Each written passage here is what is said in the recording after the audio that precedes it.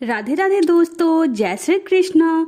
तो आज की इस वीडियो में हम लोग भगवत पुराण के अनुसार माता तुलसी के विवाह की संपूर्ण कथा की जानकारी लेने वाले हैं।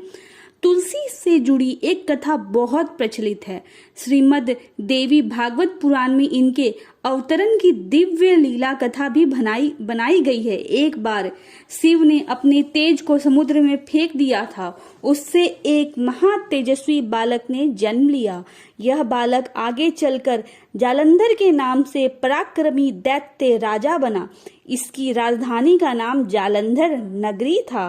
दैत्यराज कालनेमी की कन्या वृंदा का विवाह जालंधर से हुआ।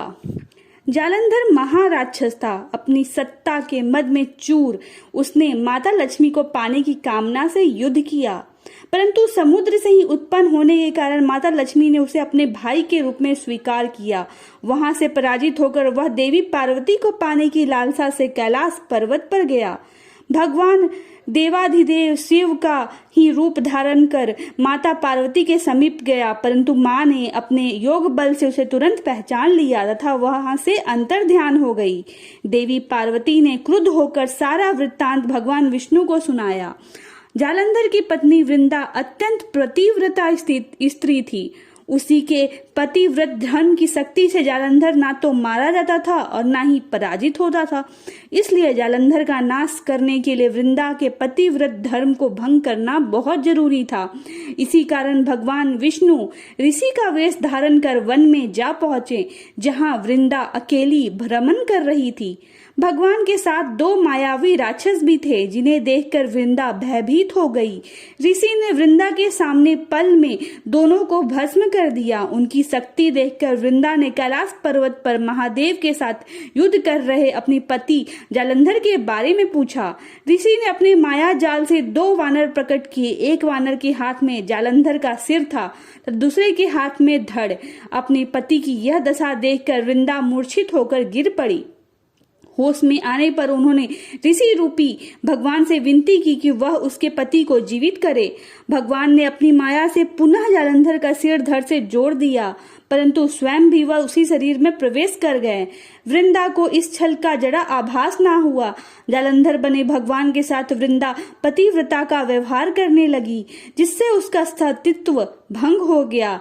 ऐसा होते ही वृंदा का पति जालंधर युद्ध में हार गया।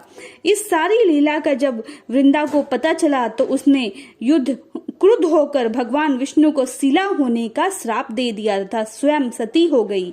जहां वृंदा भस्म हुई वहां तुलसी का पौधा उगा। भगवान विष्णु ने वृंदा से कहा, हे वृंदा, तुम अपने सतीत्व के कारण मुझे लक्ष्मी से भी अधिक प्रिय हो गई हो। अब तुम तुलसी के रूप में सदा मेरे साथ रहोगी। जो मनुष्य भी मेरे शालिग्राम रूप के साथ तुलसी का विवाह करेगा, उसे इस लोक और परलोक में विपुल यश प्राप्त होगा। जिस घर में तुलसी होती है वह यम के दूत भी असमय नहीं जा सकते।